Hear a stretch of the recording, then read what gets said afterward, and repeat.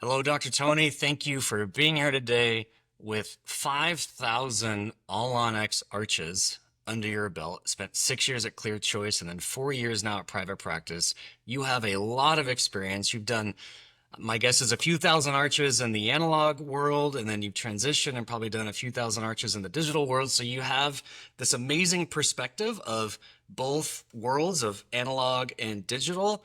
And you also have a passion for teaching how to deal with all X complications. And so I'd love to jump in and have you describe what is this slide that we're looking at here, and what are some of the complications you faced here with this all X case? Well, thanks for having me, Rob, first of all. Of And thanks course. for the introduction. Yeah, so you mentioned something like about a few thousand arches digital, a few thousand analog. It's probably accurate. Um, I'd say probably a good half of them analog, and then the other half split between what I would call fully digital and more of like a digilog workflow. Yeah. It's Yeah. it's been quite a journey going through the different phases. But yeah, what we're looking at here is it's really a picture of how we did it for many years, and it takes me back because this did work, right? It's not that fully digital is the solution to something that didn't work, right? It's just the Mm. evolution of it. So, what we see here is we see a measurement being taken in surgery on a guide that is really transferring the pre-design of a smile and really the whole oral scheme. We're transferring it from the lab to the patient's mouth in surgery. So on the left, we're measuring the incisal edge, making sure that whether we're lengthening it or shortening it, we've hit that mark. And then on the right side, the patient has a screw in the chin, and we're measuring basically the vertical. And Mm. I don't recall in this case if we were opening it or closing it or keeping it the same, but this is what we did. And, it worked well. The benefits were, especially with the bite, you really are controlling the way that the teeth come together. And you can see that. You can see it physically. We're dentists, we're lab technicians. Like, we like to see things physically. Mm. So we know it's there. And then as long as the next steps in the lab are done correctly, that's what we get in a couple hours when the patient leaves with teeth. The problem is there's a lot of variables that are different case to case. So it's not as standardized of a workflow in some regards.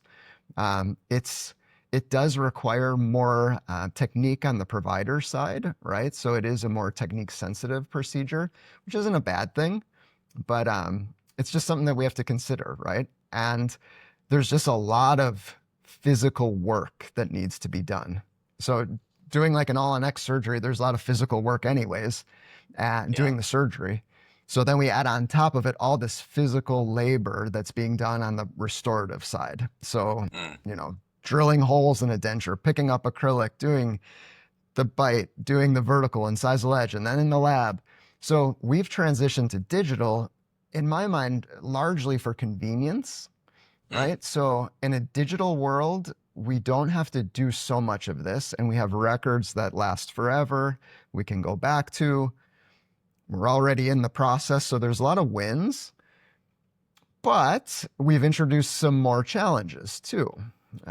We've moved quickly into the digital world, and it's Yeah. exciting.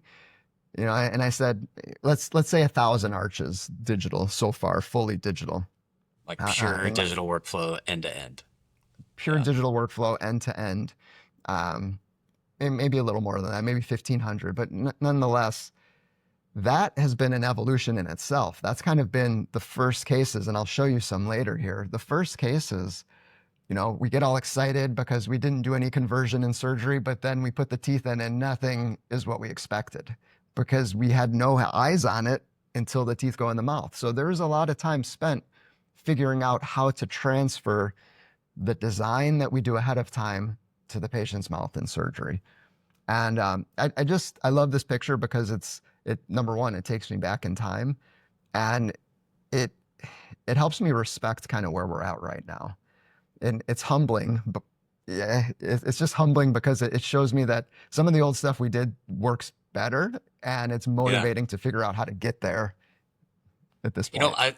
I love your perspective because I'm a huge fan of digital, and I'll admit I maybe probably more than maybe probably have a bias that digital is just better and we should just always do things digitally. But you have this wonderful experience of doing both. And so I'd love to just talk a little bit about high level, like taking a case from start to finish with analog. My guess is you had very predictable results at the end. Mm-hmm. And you had a successful workflow, even with complicated cases. And Mm-hmm. then compare that to digital, right? Going from start to finish, end to end with digital. Like, would you say that digital like saves time or would it save labor?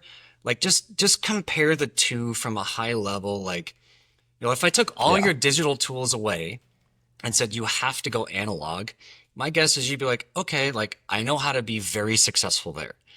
But or if I took all your analog tools away and said you can now only do digital, like just compare Oh, the two for me to because I think you can give a really fair and like actual unbiased assessment because many people in the digital world are like, oh, analog sucks and you should never yeah. do that. And my Yeah. guess is you probably have more of a balanced perspective. So it, that's a great question, and it makes me think about, especially if I had to get rid of all of my digital tools and go analog versus the other way around, which I would choose. Um, I would say there's really no looking back at this point. Digital is the way. Okay. And the reason I say that is, especially the way I've set up my practice. So, I left a situation that I had a lot of support in a team, right? Like three, four lab technicians, many assistants, Mm, many operatories, just a very big environment that had all these different categories of let's say, support. Whereas now, I wanted to see how we can streamline things and how we could build kind of like the jet fighter version mm, of an all-in-X center, right? So mm, for me now to do the amount of cases that I do for patients with these treatments, these full arch treatments, I really couldn't do it I'm sorry, analog. I couldn't do it today because of really the team, the way that I've set the practice up. And I think that's for the better. In fact, I know it is because now we're able to do, you mentioned faster, more efficient, less labor. Yes, we are, right? So we're able to get these procedures done. Now we're able to do them as good. It wasn't the first couple hundred digital ones, like I mentioned, mm. but know we're able to do them as good and even better than analog. So I do think we've arrived, but it was a process for sure, you know? Okay, so I'm honing in on like time efficiency. So if you took your same number of people on your digital team, you plus whoever you're working with, and you said, guys, we're going back to analog, like what would your case output, your ability to treat patients, right? If you could treat, X number of patients a month digitally, like Mm-hmm. what's that number in one practice Sure. location versus X number of patients analog? So like what's the output, the time efficiency? Sure. Sure. So in a practice like mine now, three operatories, one surgical op and two restorative ops, and a small lab and a CAD design area, a printing room and a milling room, and a 2,000 square foot facility. We can comfortably do about 15 full arch patients a month, in addition to regular full service prosthodontics, right? So prepping veneers, prepping combination cases, everything, prosthodontics. So that's with two assistants and a very small admin team and myself, right? So if I were to have to do that in the analog world, three, four times everything, the So like space, the five cases people, a month, maybe? if that, Okay. if that, with a lot more time spent, right? And frustration. And, this is just so predictable now. It's so predictable. And we haven't spoken about the patient experience yet. I think that's massive, right? Like when our patients come in for their 2 week check and then, they're in my practice, we do 8 weeks. We start the second phase in most scenarios. Sometimes we could go as fast as like 24 hours zirconia if the case is right. I'll do that. But most cases at 8 weeks, we're going then to the next definitive phase. Those appointments are so easy, no Mm. impressions, just quick. We've got it dialed in. It's just really fun, and it's a great way to practice. So yeah, I don't think we're looking back. There's no looking back, in fact, but it's just a matter of there's certain things still, and I think the biggest is probably just getting bites right, getting occlusion right, and then we move into the lab side, the milling, getting the screw Yep. selection right. There's certain Yep. things that still are being figured out. It's It's all about the bite. A good it's bite all is about. like one of the, yeah, that's like the nemesis of everybody. So so we've got a thing. Have you heard of the zero bone loss concept? No, I have not. Okay, so zero bone loss is kind of like it's a great concept. There's different criteria around implant surgery and implant prosthetics that basically the concept is you're not losing bone over time. The concept that I'm thinking in my head and developing, and we're pretty much there, is the zero handpiece concept. So What? we have consistently been able digitally now to go, patient with teeth that need to be replaced, bad teeth in a consult, to final zirconia without using a dental handpiece.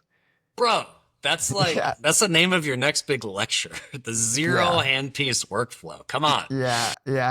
We have to see if there's any like patents on that concept, the Dude. zero bone loss. But really, like that's the evolution, right? So again, like this picture means so much to me because that that was the maximum handpiece concept, right? Like it Yeah. worked, but it was the maximum handpiece, the maximum effort concept. Now the zero handpiece concept is just a whole nother world. And Mm. it takes a lot of looking at each step in the process and figuring out where the weak points are. Um, in digital, we use fiducial markers where Yep. we're aligning in Yep. surgery back to the design. It's not so easy, right? It's not so easy to get it perfect. It's Yep. easy to get it close and then adjust it, but it's really the holy grail is to get it perfect, and Of that's the course. zero handpiece concept. I love that. I love that. I want to do a recording when you're ready to walk through that. All right, so walk us through some more of your slides here and just tell us what's going on. And what I heard you say though, as we transition, is all things being equal with staff and resources, the digital workflow allows you to like 2 or 3x your output Yeah. in general, Or more. I mean, I'd or have to more. quantify it, but 3 to 5x Oh, probably. Yeah. okay. So then, if you wanted to be greedy with your time and just be more time efficient and not have to work so many hours in a day, you could choose that Mhm. path too, right? Like if you're Yeah. a heavy analog practice and you move to digital, you could just, be like, hey, I'm gonna work less hours and see more patients and, Yeah. carve out a better life. That'd be Sure. awesome. Exactly. If for me, so I've gone through different phases where I've done sort of that, and then where I've had more control of the process, where I've created less time for myself, maybe, but more control. So you get the options, right? And what I mean by that is when we were in analog, it's not many dentists are going to sit there and set the teeth and wax for all the cases, get the design the way they want it. But in digital, if a dentist wants to do some design, they can, right? Like Mm. you, Yeah. you can design your cases, or you can have more of a part in that process, let's say. So I personally enjoy it. So I design my cases in Exocad, do the lab side of things. But even if you don't go all in like that, you work with a great designer, Yeah. you can share screen, you can do things that you just couldn't do in the past. So, yeah, I that's totally where we're agree. at. All right, Good let's stuff. let's rock and roll on some of these slides you got. Okay. So, I mentioned the zero handpiece concept. The we're actually, me and a small team, we're developing that concept for real, to teach it and to roll it out. This is a part of it. So Fiducial markers, when we're using them in the mouth during surgery, we can use the palatal screws. On the lower jaw, we could use different screws as markers, reference points in the retromolar pad, in the midline. Right. Certainly leaving some teeth in scanning is Yeah. excellent. Teeth, Actually, that's teeth are a great marker. probably the best that we have, especially in the mandible, right? Yeah. So that's good and fair, but that's not going to get you to zero handpiece. At least I haven't seen it happen. In the maxilla, maybe close because we have the palate as a reference and that's not moving, but in the mandible, it's not going to get you there. We could also use dentures and 360 scan the dentures, Yep. washing them on top of Yep. fiducial markers. Okay, so that works well. What else do we have? So in this picture, we have the skull. So what I've personally moved to and some people that I work with is cone beams. We segment them, and now we have the skull as the fiducial marker. And we could design with the skull, which, by the way, designing with the skull just gives you more landmarks, right? So even if we weren't, say we were doing a conventional denture, designing with the skull is pretty awesome. And I do that Yeah. actually, the So midline. you take CBCTs on 100% of your cases, and you probably Yeah. got a big field of view so you can see everything. Yeah. Yep. Love that. Yeah. So everybody gets segmented. And that's come a long way, right? There was times when, we had to segment manually each slice and it Mm. took forever. And then there was a time when Yeah, then there was a that's time a where, story for your yeah, grandkids, right? Walking uphill in the snow is yeah, manual segmentation. yeah, yeah. Oh man, my kids are gonna be looking at me like, man, Daddy was dorky. He was, but yeah, that's true. And then there was a time when we could segment by, sending to some company out of the country that it's $100 a scan, and that was really cool because it saved us some time. And then the price came down, and it was $20 a scan, and now you can do it in free software, right? So Blue Sky Incredible. Plan, yeah, I use Blue Sky Plan for segmentation, and with a powerful computer, it takes about 1 minute, and it's just Mm. crazy.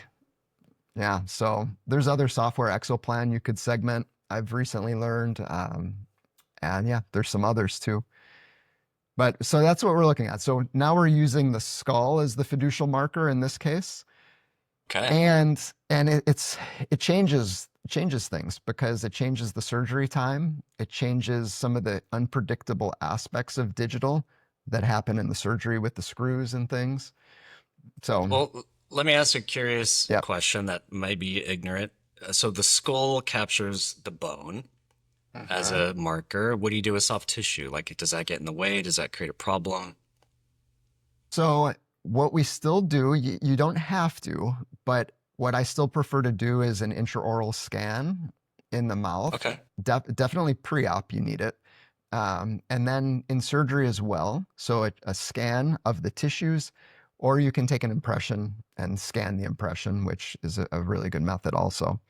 But I prefer to have some reference of tissues. You could also just have kind of a default offset, let's say, between the Yeah. bone and the base of the bridge, which works as well. Um, I, So I the just, the the bone scan of the CBCT is your foundation, and the tissue Mhm. scan, you're then 3-point aligning over the top of the bone, and then but you're working from the CBCT scan as your foundation. Yes, the CBCT scan and the pre-op intraoral scans. Okay. So, maybe Gotcha. we can do another video at some point. I could walk you through A to Z a case with images when we have the zero handpiece concept out here. Yes. Can't wait. But yes, essentially what we're doing is we're taking a pre-op record of the bite, deciding if that's acceptable. If not, changing it digitally usually, opening or closing the vertical, and then we're aligning the skull into that bite, and that's our pre-op. And then after surgery, we're taking a cone beam with caps on top of the implants that show up in the cone beam, and now we have the caps on the implants, and we have the skull itself as Awesome. the fiducial marker. So yeah, there's some kind of Makes in sense. between parts that are the the real cherry on top to get it exactly right, especially on the pre-op side, how you get those records so that in surgery you can actually align them back. But it works, and it works really well. So Amazing. in my mind, this is really the future of digital. I think this is where we need to be going. The intraoral fiducial markers, they work, but that's kind of a stepping stone, Gotcha. Okay. my personal opinion. So yeah, I wanted to show kind of back to how we used to do it as well. It worked, but you see those big holes Oh yeah. nowadays, and you've been around this stuff. Nowadays, we don't have that, you know? No. You got nice, pretty small little holes or no holes at all because you're just printing and going straight to the mouth. Yep. Yep. Yep. So now we design the cases, we digital articulators. In this scenario, I'm using average values, but still this gets me in a really good place because I could combine not only the digital articulator, but I could combine that with a 2D photo or a face scan if you want. I do face scan from time to time.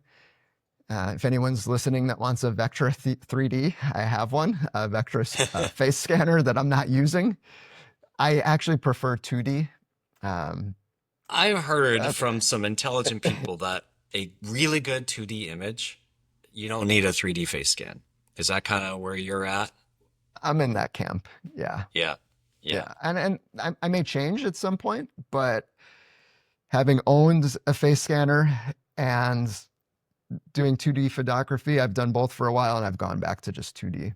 I think just the ability to have a straight on picture, assess it in 2 dimensions. The other dimensions we know from our anatomical landmarks where we should be going with teeth, curve of Spee, curve of Wilson, Yeah. buccal corridor, those things. I personally don't think we need a 3D face scan for that. And I think in the 3D face scan, sometimes we lose certain aspects of the occlusal design, facial symmetries and things.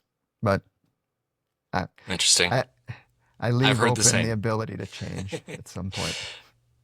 Yeah. But yes, so this is a great patient. Actually, he's a pilot and really cool guy, and we did this workflow with him.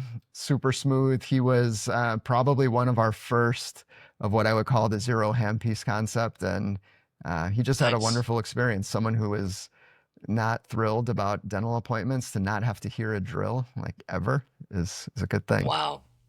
Wow. And these are some of the occlusions we're getting. So again, that's handpiece never touched this arch, and uh, for us to have mostly cusp fossa occlusal Uh, scheme. I mean, this is a beautiful photo for the nerds out there. You've got positive contact in all the right places, all the way around the arch. Dude, That's the love goal. it. That's I the mean, goal. And then we keep geek out going. on it and we get all Yeah. excited and pull out the camera. And I tell the patients, I say, I'm gonna take a bunch of pictures of you. I'm going to be annoying, but that means that I'm happy about the outcome. Yeah. I take pictures of the things that went really well and the things that went pretty bad, and then nothing in between. So if you see the camera coming out, it's one or the other Yeah. usually. And the patient's like, there's all these red and black spots on there. You're like, I know, they're great, aren't Yeah, they? yeah. We're just going to leave them as long as they Yeah. last. Oh, that's Yeah. great. So, and this, what you see there is the occlusal surface, the intaglios of what we could design now. It's just like so powerful, right? Because every case is different. Sometimes you have beautiful tissue and you could have like perfectly ovate contacts everywhere, super cleansable. And sometimes you have like a legacy case where patients had implants for 15 years and there's some recession in some spots. We could really zoom in and dial those contours so they could clean, aesthetics, comfort, just way Hmm. more control. And you can maybe argue that with an excellent impression and a technician that's waxing with the right mindset, it's possible, and it is, but it's certainly just, you're not going to hit the mark as many times. So, yeah, here we go. That's the tissue. So that's that patient that you saw. Really happy tissues everywhere. When you take the bridge off, this is milled PMMA he was wearing. Typically what we do is we'll print the day of, and for speed, print, that's a whole nother topic. Printing is just amazing and how far it's come in terms of speed. So Yeah. some printers now we're looking at like sub 10-minute print times for an arch. So Yeah. if we could rapid prototype same day, Yeah. and then if we can mill PMMA for next day, it's a really nice workflow.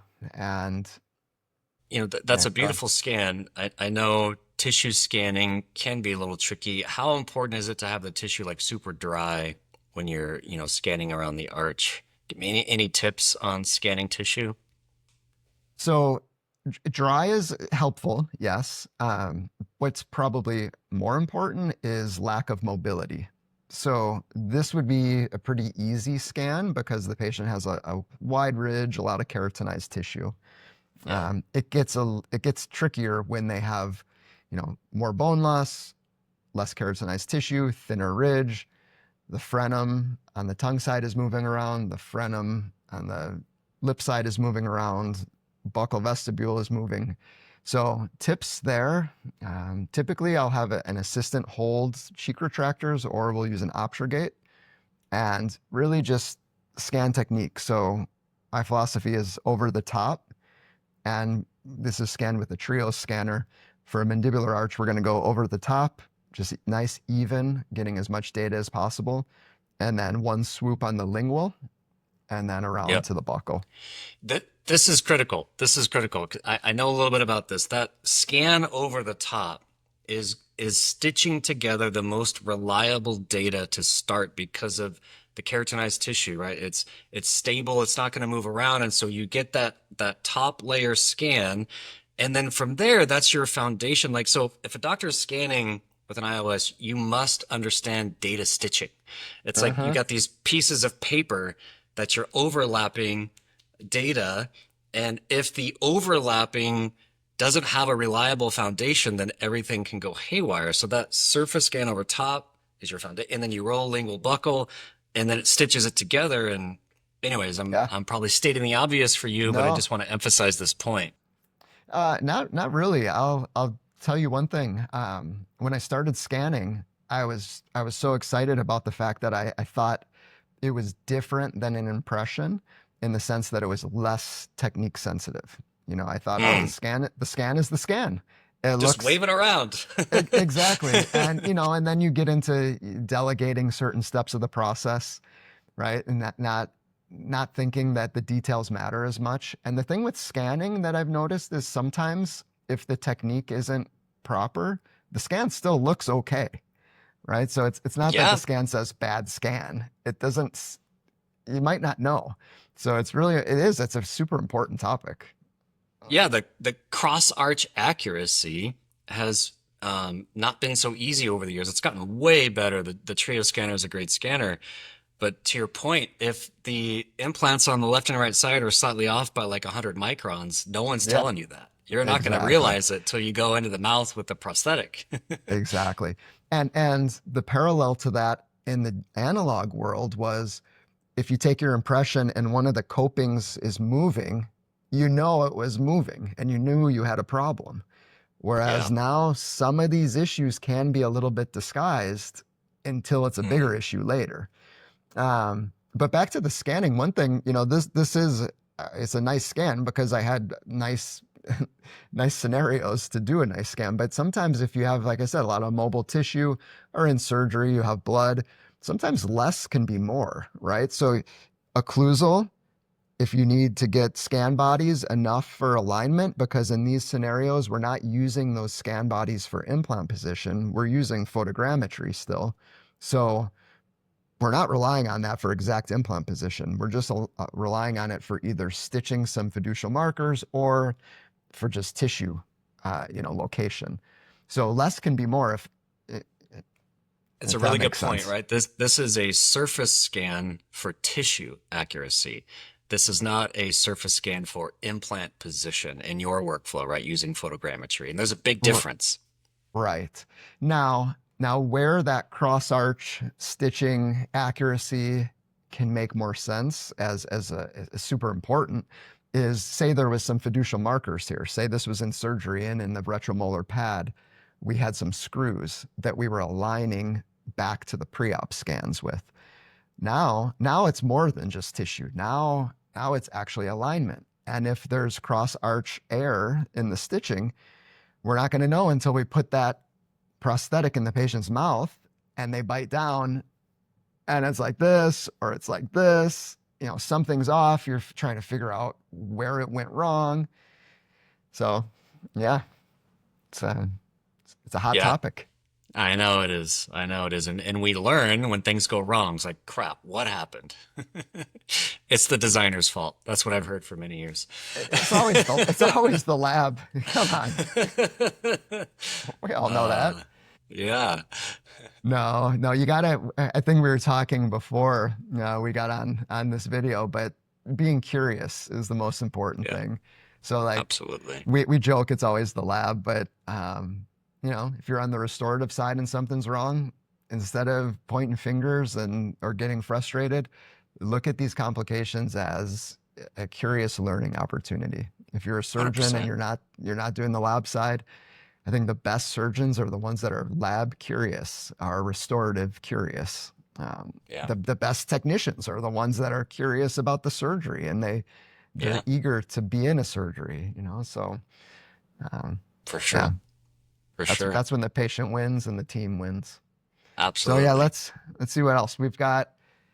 Yeah, this is the nuances of the design. This kind of is like that 2D versus 3D discussion. Um, it's just my preference. Uh, Tooth shape has become really fun to play with. When you had denture teeth, you could pick shape, but now we have ultimate flexibility. So I really enjoy designing to the patient's face and what I think is going to look best on them. And sometimes we show them these pictures ahead of time. So every once in a while I have someone that I could tell is really interested in the outcome. And I'll Mm, tell them, I'll say, I'll send you some scenarios. Keep in mind your teeth are going to be green in the picture or yeah. blue or whatever stage of design we're in. And the feedback is fun. People say a little more square, a little bigger, a little smaller. Uh, Yeah, I mean the size, the feel of the prosthetic on their lips, like, front totally. lip, lower lip, all that kind of stuff. You're working all that out. You're going to make a recommendation, and then, the value of prototyping is amazing because now the patient gets Uh-huh. to, speak and Uh-huh. feel the prosthetic exactly where it's going to be. So when you go to final, in my view, that's probably one of the biggest benefits to digital is this digital prototype is going to be like 99% matched to the final. Uh-huh. So there's no surprises, right? The final seating is like you're just swapping out a prototype for a final, and the patient's like, sweet. Yeah. Fully agree. Yep. Yeah. Yep. Fully agree. It's in our practice, what we do is when we deliver the prototype, we always tell the patients, we say, this is your test drive, and we want to make sure that you're happy with everything. I used to tell them all the things to look for. I don't do that anymore. I used to say, we want to make sure you don't bite your cheek. We want to make sure that your speech is just right when you say your S's. We want to make sure that when you chew, you.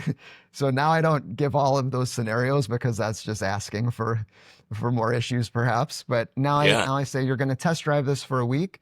Make sure that you like what you feel in your mouth and you like what you see, right? Because that's at the end of Absolutely. the day, that's what we Yeah. want. We want to feel good, look good. Yeah. I And then think digital, or go ahead. I was just going to say at the end of the week, we don't even really need to have another clinical appointment. So that's a phone call at that point. That's a phone call. How's it going? Right. And 9 times out of 10, the patient's thrilled and they say, this is awesome, doc. Like if this was my final, I'd be happy. Right. So that's what we hear so many times. That's what you And want. that's the green light to start manufacturing zirconia. Right. So, and then they just, next appointment is zirconia switch and they get their PMMA prototype. It's not going to fit anybody else. So that goes home with them also. And that's how we do it. In the rare event that they do have some feedback, we could either incorporate it in the design or if it's substantial, maybe they come back in for a second prototype. But Yeah. yeah, I agree with you. I agree with you that prototyping is one of the most amazing parts of this digital workflow.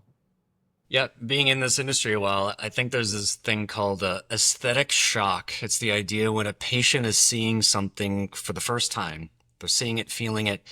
It may be beautiful. You think it's beautiful. It sort of matches. They said, I want my essentials a little bigger or a little longer.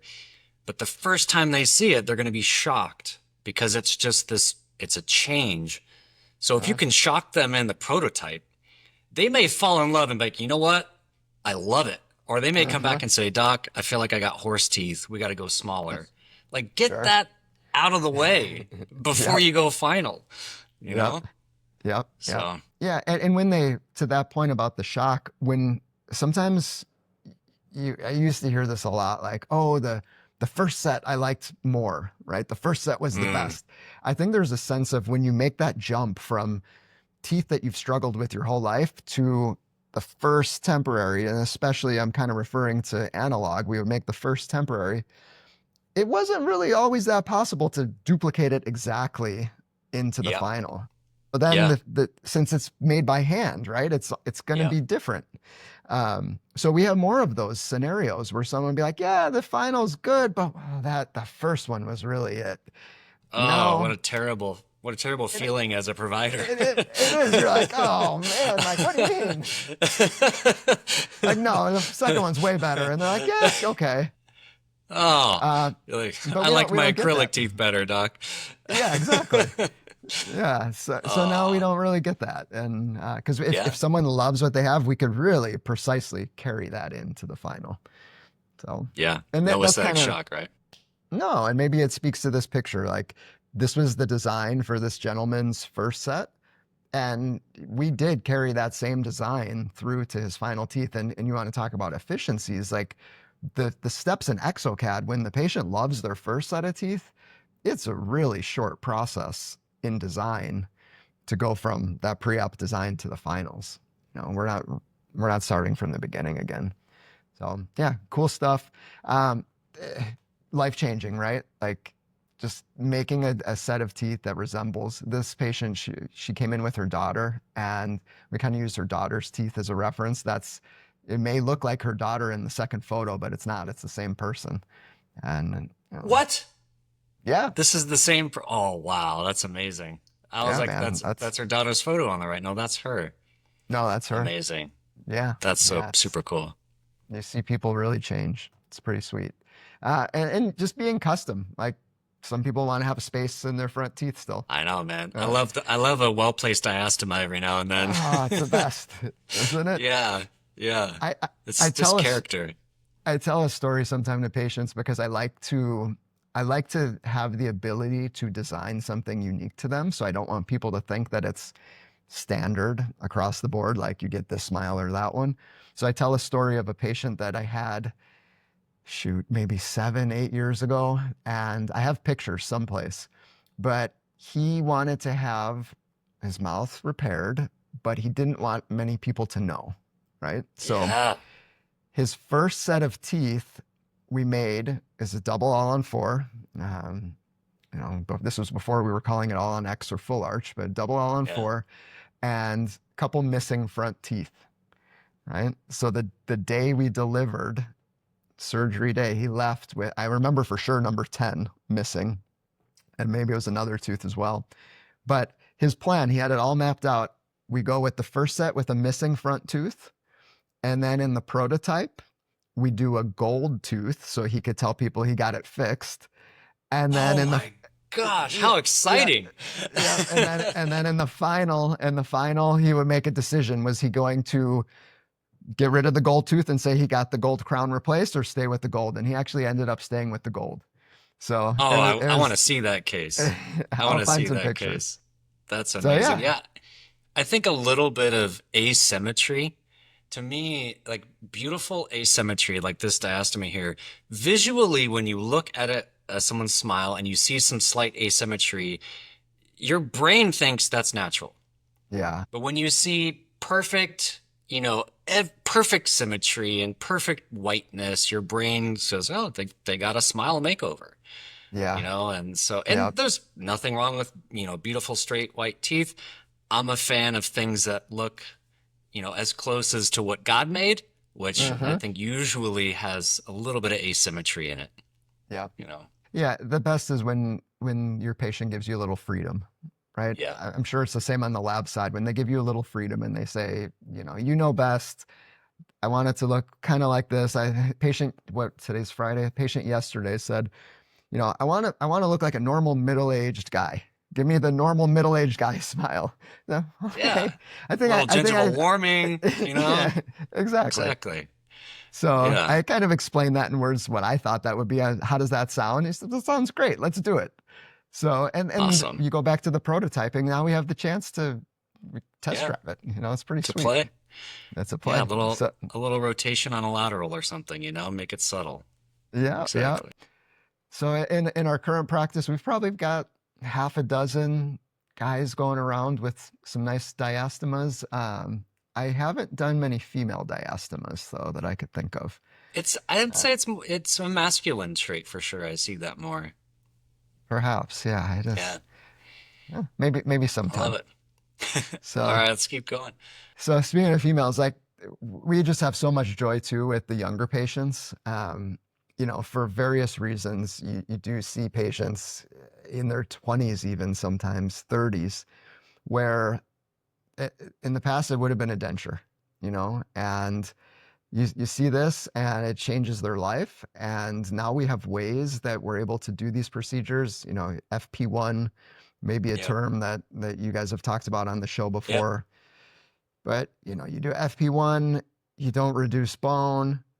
In some cases, if it's indicated to reduce bone, if it's a perio situation, maybe you do need to. But nonetheless, like you're able to just really bring somebody's life back. So this is where the teams get excited, assistants get excited. Yeah. When you have a bad day, this is kind of like the stuff that you need to think about in my mind. Just This is it. Giving up my life back. I totally agree. I totally agree. So it doesn't get old. And, you asked how many patients a month, and we say, oh, 15 or 20. And like I try not to say how many arches because you got to remember each person you're treating is a patient. It's like you're not treating an Yep. arch. Yep. It's like, Yep. um, so it is tough because you get in a rhythm of you're getting in the process. You're in the process, and it's not a bad thing. You're trying to just be methodical about the steps and this, but looking at pictures of people's faces and their eyes and Yeah. having the conversations, it really brings you back to what we're doing this for. So I pretty love cool that. stuff. I don't think I have any more pictures, but I did want to, oh yeah, I do have actually a couple more. The I glamour had some shots.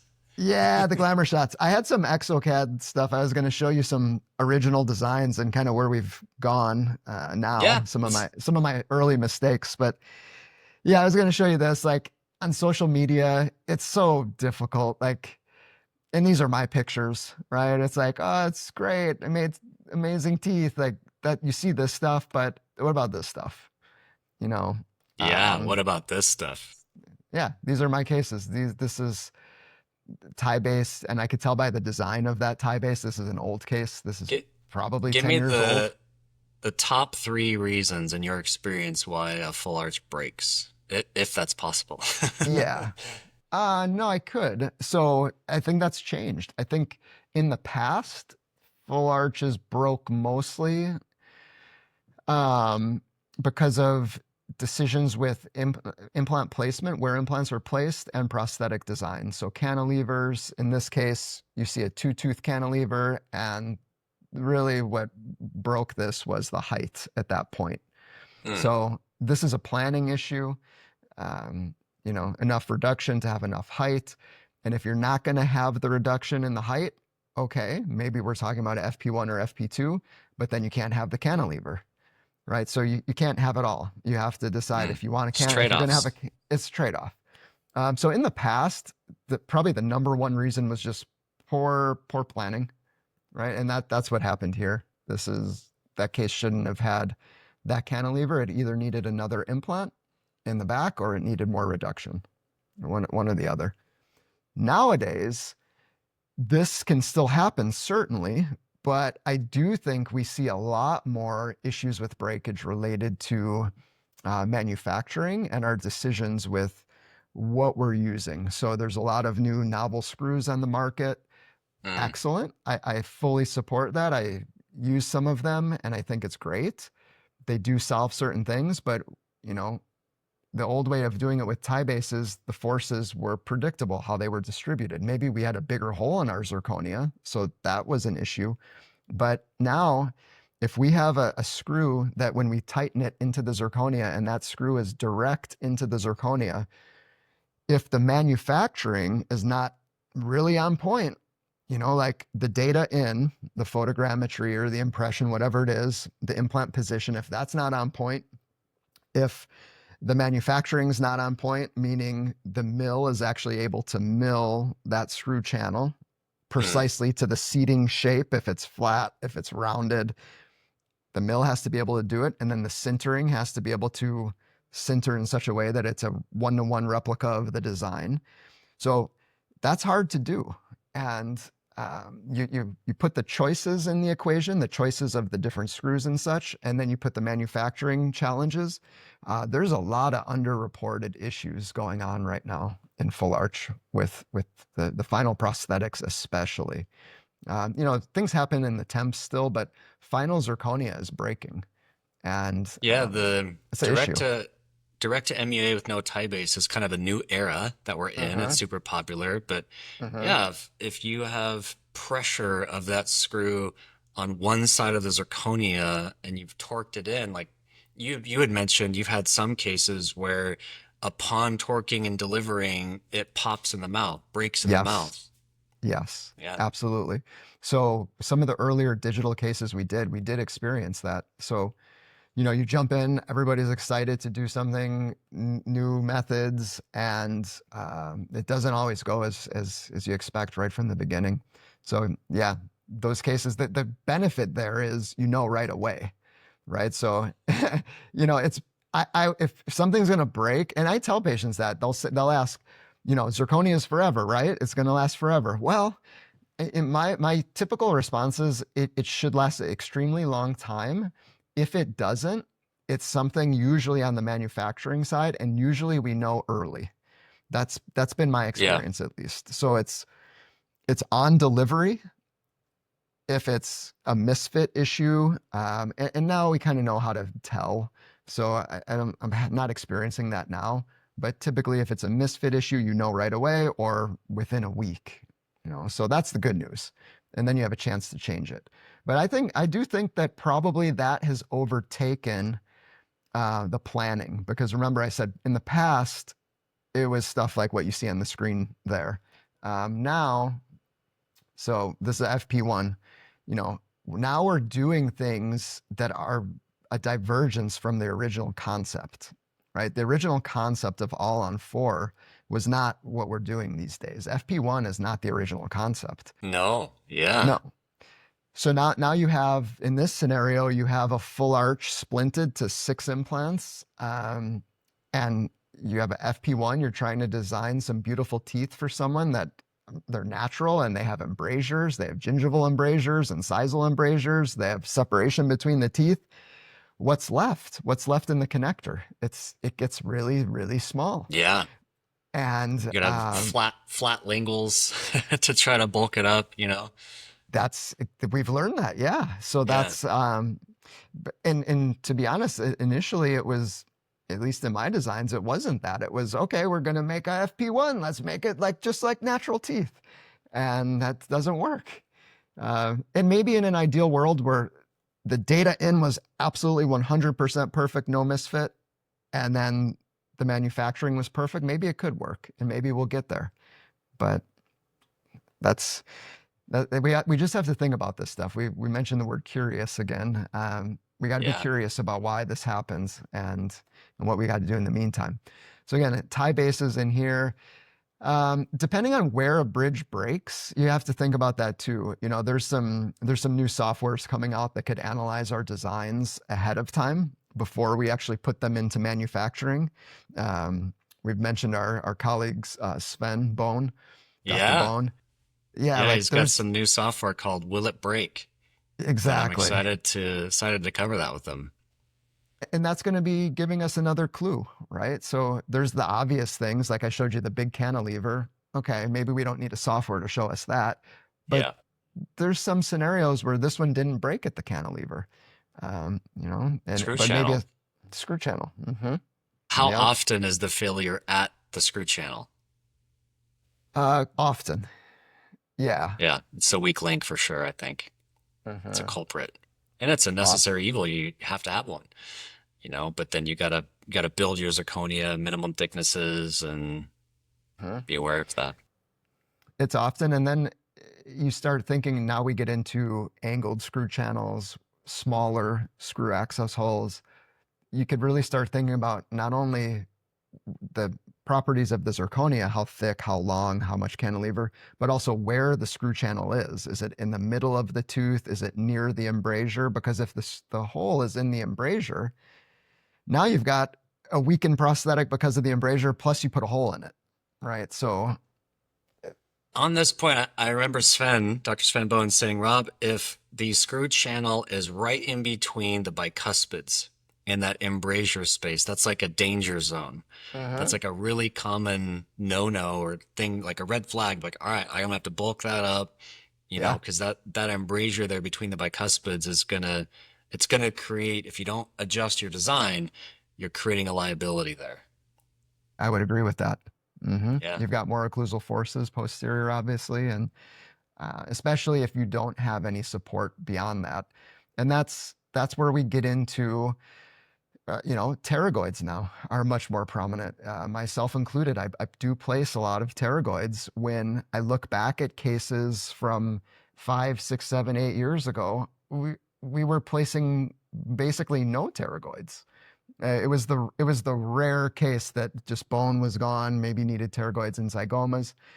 Now we're having cases where the last implant is the second bicuspid, and instead of cantilevering one tooth, we place the pterygoid, so we have no cantilever. It's I love still, that. I do like it, but we have to say, why are we doing it? Do we need it because of now some of the things we're doing on the manufacturing side? You know, Mm. is it, or is it just extra security? I tend to gravitate towards the latter, extra security. It's over engineered a little bit. Yeah. But hey, if you can make a prosthetic that could last 20, 30 years, why not? You're never going to see that patient again. I mean, Yep. you'll hopefully take care of and recall them, but they're not going to come back with a fracture. I know what you mean. Yeah. Yeah. Yeah. Yeah, and with the pterygoids, we get into things like we're doing a lot of bars now with the zirconia overlays. Exocad 3.3 just came out with a massive update to that. So now we're going to be able to design bars in Exocad, whereas we used to have Yeah. to go to Blender. And Yeah, I've uh, seen that. It's uh, exciting stuff. Yeah, the titanium bar and the zirconia superstructure. I've learned a little bit about that. It makes great sense to me. The implants are interfacing with the bar itself, and that's where the stress is occurring. And now the zirconia is just, cemented on top. And that, I think there's some great sense there. and it's a workflow that is gaining popularity because, as we talked about, we're in this in between where we're still figuring out what's best for digital manufacturing, and this direct to MUA discussion has really got us off on an island where, again, it's hard to look back, right? It's hard to look back at tie bases and, of course, analog, as we've said, but we keep looking forward, but we're still kind of out on a raft a little bit. In the bar fixes that. So the bar, we could still be in a full digital world and have safety that we're not going to have these fractures like you see here. Mm, Um, mm. so I think that's why it's gained popularity. But you still have to. There's stuff to think about. The design of the bar matters, right? Like It I've does. I've seen complications where the whole zirconia arch comes off the bar, and Oh, the patient the patient comes in and they still a say failure from the patient's it's perspective. right. Yeah. They come in and they say the bar is still in my mouth, but this is not my. So that can happen. Yeah. It's a Yeah. lot to think about. Well, But yeah, let's look in the software. You were gonna okay, show let's us do it. some Exocad stuff. Let's do it. Let's jump in. Okay, so this is putting myself out there a little bit. Could you see the design? Yes, sir. I can see Okay. that. You said this is one So of the first you've done in Exocad? this is the first Exocad design that I can find. I believe it's the first one I ever did. Um, I'm pretty Dr. sure it Tony, is. I just have to say thank you. Thank you for being humble enough to share your first design, because I'm sure you've learned a ton since then. And so, but by sharing this, I think it's an inspiration, and you can reflect now and maybe beat up on yourself a little bit with some humor. But like, just thank you for sharing this. This is great. Like, this is how we learn. So talk us through this design, what you were thinking at the time, and maybe now why you don't like it so much. Man, well, you're welcome. I'm gonna cringe as I look at it, but yeah. So in my different office computers, I have organized my CAD data folders, and I went and sorted it oldest to newest, and this was the oldest. And I do recall actually this case. So let's call it the first one. So looking at the front, you're kind of like, okay, what's going on? What don't we like about it? The way that the emergence is off of the abutments right away, this is kind of looking odd.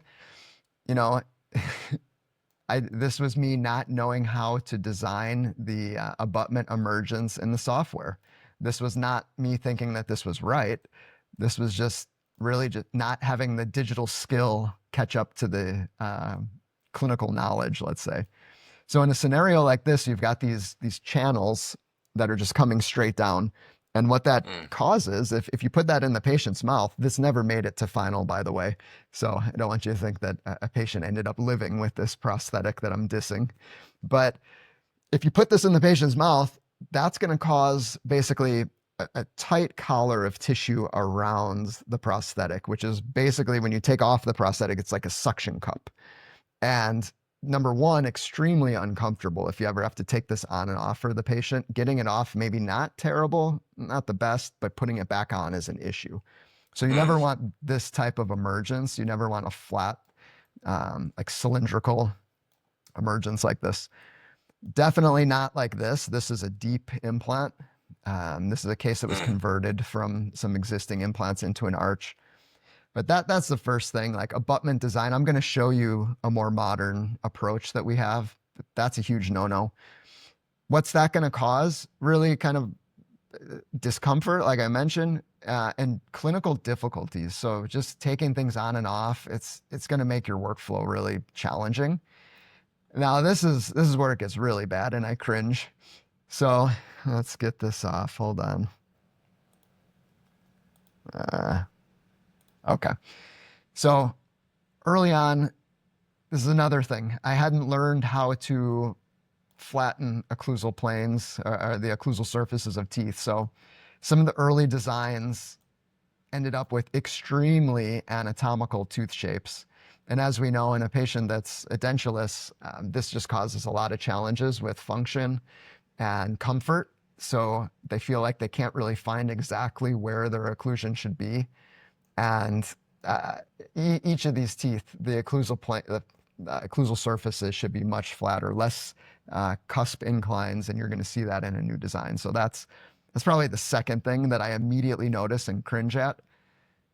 Next, if this went into the Will It Break software, I'm sure it would fail in many places, just because Okay. of Yeah. this this transition as we go from the anterior where we have a lot of thickness back into these regions, the premolars, where it thins out a lot. And maybe we're thinking, oh, if I could design it, it could be manufactured and it can work. But just because you can design it doesn't mean it's the right thing to do. So this is really thin in here, and you see these deep embrasures on the Mm. lingual. We definitely don't do that anymore.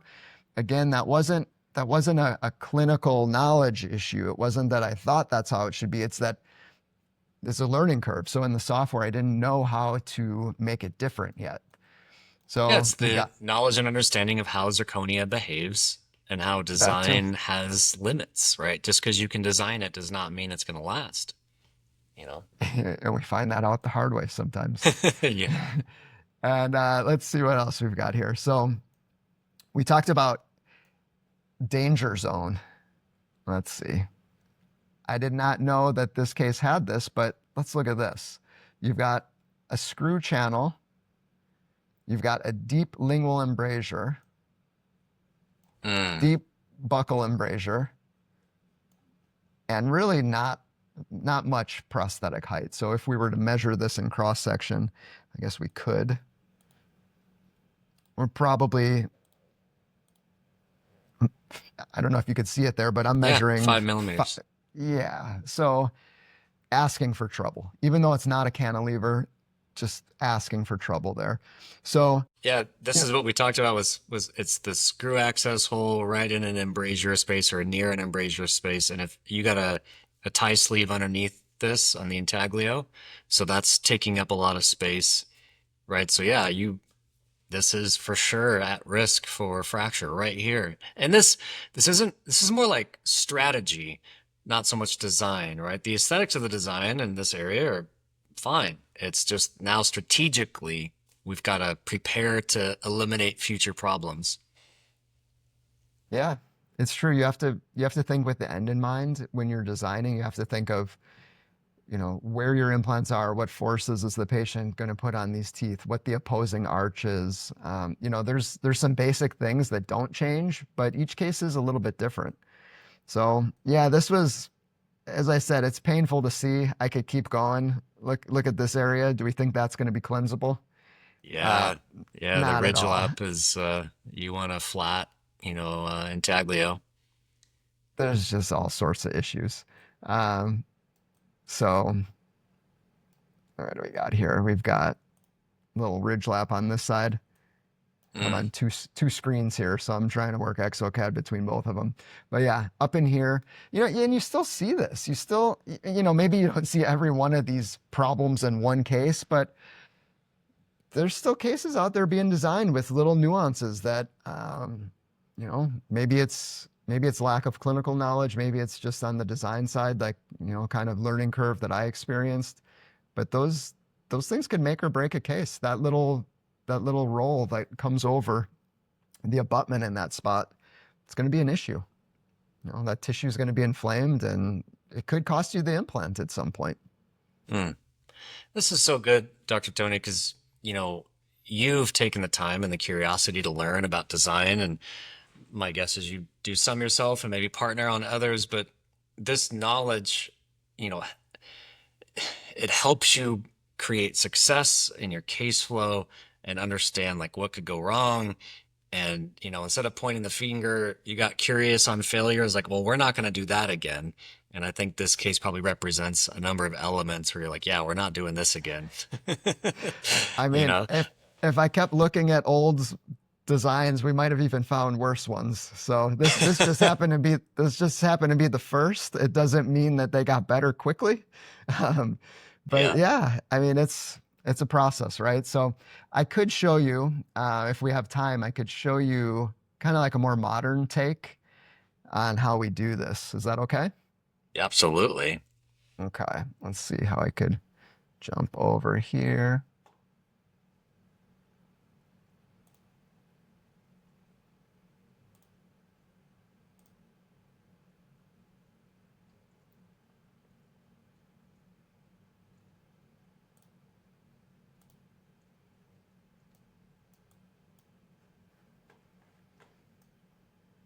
Okay, so this is a case that was done recently. Amazing patients. This was a perio situation. So we had the luxury of having a good amount of restorative space. However, we still went and placed the pterygoid implants because of where you see the spread, right? So first buy on the patient's left side, second buy, no, actually first buy on the right side also. So we went and placed the pterygoids. Um, Pterygoids have just become really predictable, and um, you find amazing bone behind the sinus. So we, Mm, we place we place quite a few of them, as I said. And the really cool thing is, like, you look at this, and sometimes if you haven't had the ability to deliver these cases with patients and see their reactions, sometimes you might look at this and say, "Oh my gosh, how would the patient feel with this back this far in the mouth? Like, is that going to inhibit swallowing? Is speech going to be an issue? Are they going to feel it with their tongue?" It's in a spot in the mouth where the tongue is not really mobile in that space, and it's not connecting for speech in that area. Patients have really high acceptance of the mm, pterygoid. In fact, I tell them, of course, but if I didn't, I believe a lot of them wouldn't even notice that it was back there. So I think the the reward is really high to have that extra stability, and the trade-off in terms of the patient's experience is none. Um, on the manufacturing side, sometimes we run into issues with how big the arch is, and if we could Yeah, actually, it's two more implants to connect, and it's longer, and there's the geometry is for sure a little more complex, and the precision it huh? goes up even higher. Well, and then think about, then you have to be able to get it on the puck to mill it. So that Mm. seems, Yep. because and me and you have talked about zirconia shrinkage and what that factor is, but it's most cases are millable, but I have had some that I couldn't get into sintering, right? Because the Ah, furnace, yeah. the The size of sintering the arch. furnace. Yeah, Exactly. that matters. So thankfully this was not one of those cases, but I just thought of it as I was showing you. But now look at the emergence here. So this is much different. What we've done is we've gone to a style where we're emerging off of the abutment more like how we would emerge from, say, a single implant bridge, right? So a natural emergence out of the gums. You certainly can go flat, right? And I do that sometimes. So um, you can push the tissue more and just have a flat surface, or you can do something like this, which is that emergence out of the tissue. Like I said, more like a natural, like a multi-implant case that we would do in the past. And we find that patients, number one, it's really comfortable and they're able to clean really well. You leave space for the keratinized tissue and you don't push it and compress it as much. So this is the style that I have preferred, and it also builds some width around that connection. So if you're going direct to multi-unit, or even if you have a tie base, at the base you do have some thickness versus that more narrow emergence. So Yeah, and a highly polished titanium surface is going to be kind to the tissue, and same with zirconia. So, I love that scallop design, easy to clean, nice smooth roll, and if you polish it up real well, you know, mhm. that'll have a great clinical outcome. Polished titanium or zirconia too, right? Yeah, So if either it's if one. it's if it's zirconia, we that's actually when we talk about the zero bone loss concept, Yeah. that's part of it. Super polished zirconia. So now let's look at the lingual of these. It's all smoothed Yeah, out. these linguals are way different than that last case we were looking at Way, it. way. And yeah, we do have a channel here on the lingual cusp. Not my favorite scenario, but um, as long as we're not extremely anatomical on the lingual in here, you've got a lot more strength, a lot less fracture potential in those spots. And patients love that. I've noticed that they prefer this feel to the really anatomical feel on the lingual. Really Um, because we're polishing this too, and it's just nice and smooth. It's smooth, easier to easy to clean. clean. Yeah. Mm-hmm. Yep. So look in here. Look at the lingual. Yeah. All in here. No Smooth, problem smooth, with that smooth. screw channel. No, and so this was the milled PMMAs. This was with Dr. Bones Badger screw. So you've got this tiny little access hole, and just you save all the zirconia around the space. Yeah, it's a 2 millimeter or 2.2 millimeter access hole because I know the Badger screw diameter is 2 millimeter diameter screw, I believe. I'd we're on a recording. I better default to you on that. I'm not sure, Okay. to be honest, the I have exact. if someone wants to look on our YouTube channel, I've got a recording with Dr. Sven Bone on the Badger screw where we go over all that stuff. So it's pretty cool. Yeah. So that's where we were at with for the design in the PMMA. Let me show you real quick. I know we're probably going kind of long here, but let me just show you And this. are you doing a tie bar on these pterygoid cases or a full zirconia, or does it depend? It depends. So I've done some tie bars and I've done some full Okay. zirconia. Yeah. And same thing with the screw selection. So if I show you the other one, let's show you this. So that was the PMMA. This is the final. So now we're back to tie bases, right? So it was a double arch, and you can see the occlusal scheme, really flat, surfaces. It's going to be more manageable for the patient, comfortable. But you asked if I was doing tie bars, so I am, but also still tie bases too. I do have a lot of faith that the direct to MUA for zirconia is where we're headed for everything probably. But tie bases still work, right? Like I'm I'm not against using tie bases, especially when I have the space around the channels. And this is a scenario you can see I have ample room, ample zirconia. So we stuck with what we knew. Kind of, I would still say the tie base is the gold standard until we have more evidence.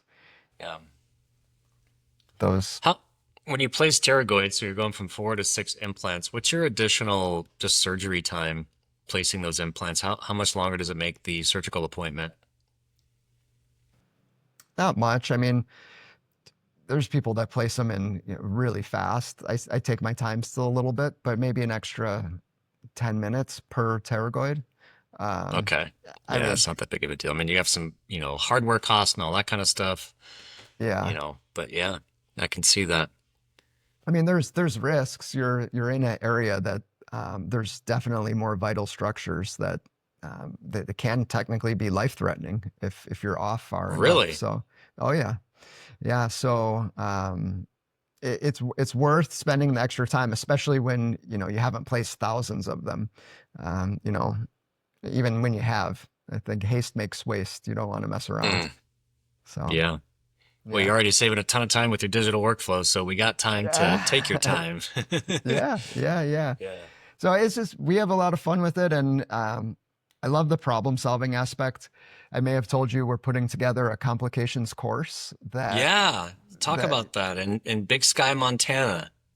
yeah. So we're putting together a course that we think is really critical. So a course that's just dedicated to the prosthetic side of full arch and specifically dealing with complications.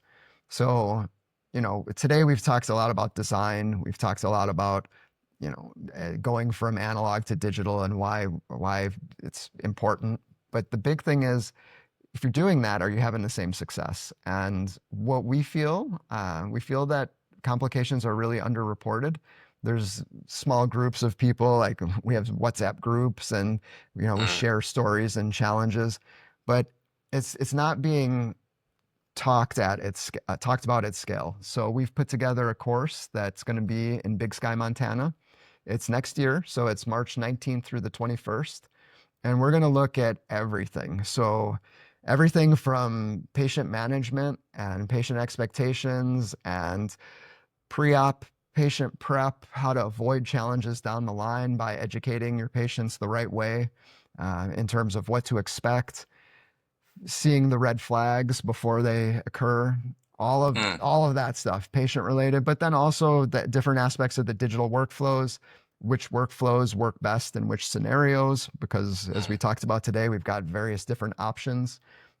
Maybe what we think is the best universal workflow. Um, I mentioned that no handpiece workflow, and that's going to be a big I part of love it. that. So just a Yeah. lot of things to roll out, and we're integrating a hands-on component where we Oh, wow. simulate. It's always Yeah, so fun. like it's going to be great. So it's a 2, potentially 3-day course. We're looking at opening the third day up too, where there's going to be a hands-on component too, where it's like you have this scenario. Now, how do you solve that? So Mm. what's the root cause and what's the solution? And then not just saying the solution, but we're going to work through it. So we're going to have Exocad. We're going to have printers. We're going to, milling may be an option since it's a multi-day course, but we really want to just look at all those different aspects. And it's going to be great. I I love the idea of a hands-on. That's instead of here's a perfect case and go do your hands-on stuff. Here's a problem, go fix it in your hands-on. What a great way of learning. Yeah. Yeah. The idea came from we're hearing people ask for this. Even Yeah? locally, I'm part of some different local study clubs, and nobody wants like a prosthodontist to come and show all the ideal cases, right? They're kind of like, oh, well, great. You did that. It's beautiful. Okay, whatever. They Thanks want for to see showing the, your brag reel. Yeah. yeah, and we could all do that. Everybody has their highlights.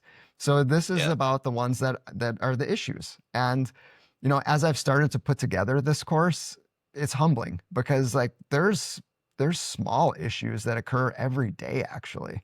And it's Yeah. just a matter of being able to get out of them quickly. Yeah. If an issue's it's not a complication really if you know how to solve it Yeah. quickly. It's just a scenario. You might call it a challenge, but it's a complication when the patient knows about it, when it delays treatment, when it's a Yeah. remake, then it's a complication. So Yeah. It's all we're about, trying to turn them around. meeting and managing patient expectations. If you have complications along the way and you can fix them quickly and the patient's thinking that this is the part of the process, then you're good. But Yeah. if the patient has a shock that they think is violating their expectation, that's Uh-huh. when everyone gets a little nervous.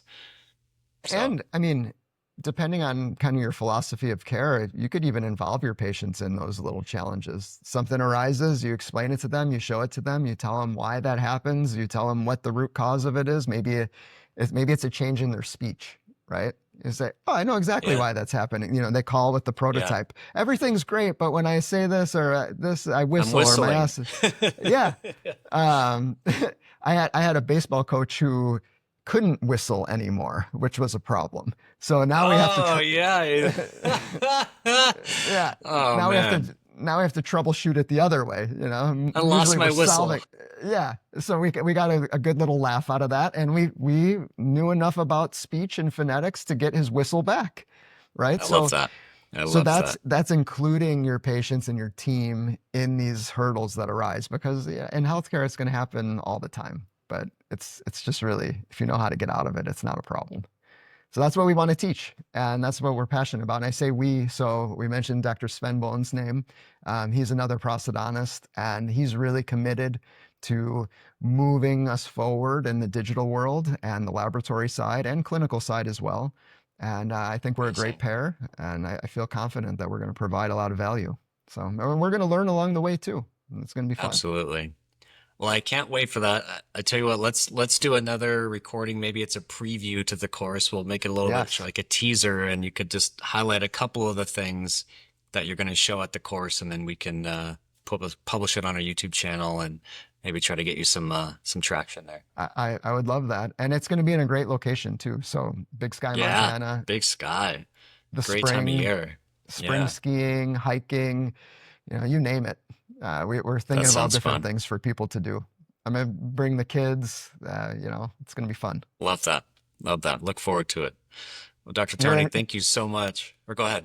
I was gonna say you're invited, Rob. I'd love to see you there Oh, too. okay. Thank you. I would Yes, love to yes. come. I would love to come. I've been to Montana once or twice. Beautiful. Absolutely beautiful. I love it. I've been Thank once you. for a friend's wedding, and it was amazing. So yeah, Okay. looking forward to going back. Well, Dr. Tony, thank you for your time. I've learned a ton. Thank you for sharing some complications and some of your vulnerability. I do believe that is the best way to learn and to share knowledge, and thank you for that. It's really amazing. Thank you for being here. You're welcome, Rob.